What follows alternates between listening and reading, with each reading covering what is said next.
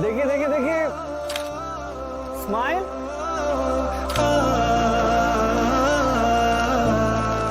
এবার তোমরা এইভাবে পোজ দাও।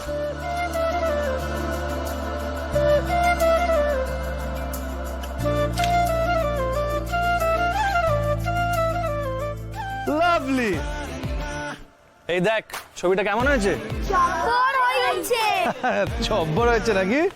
যা যা, এবার তোরা বাড়ি যা। Tata tata tata. Thank you.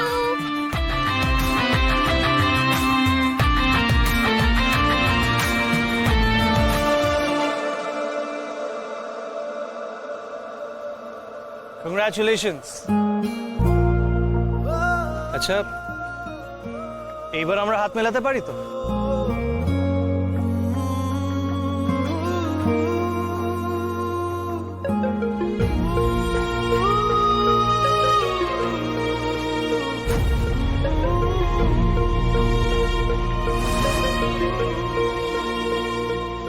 Thank you. তুমি থ্যাংক ইউ বলছো কেন? আজ যেভাবে লড়াই করে তুমি ম্যাচটা জিতলে, আমার তোমাকে থ্যাংক ইউ বলা উচিত।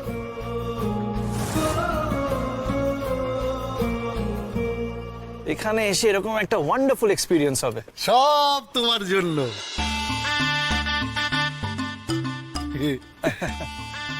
জেডি আমার বন্ধু, অবভিয়াসলি আমার থেকে বয়সে অনেকটাই বড়, কিন্তু আমার ফ্যামিলি মেম্বারের মতো।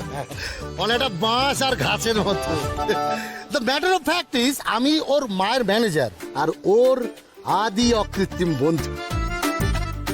ও কোথায় যায়, কি করে, কাকে লিফট করছে, কাকে লিফট দিচ্ছে, হ্যাঁ না, এইসব রিপোর্টার মাকে দিতে হয়। তো তুমি শ্বশুর বাড়ি কবে আসছো?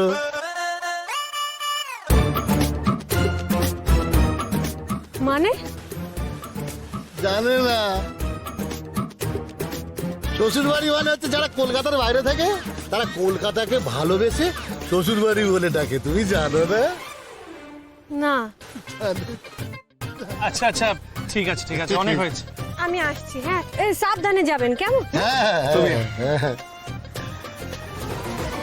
ডিয়ারিং অ্যান্ড কেয়ারিং, সব তোর জন্য। লজ্জার লাল, নটবর লাল। জোড়া ছেলে হলে নাম রাখবো হীরালাল আর পান্নালাল। কিন্তু ভাই, তোর কিন্তু চোখ আছে।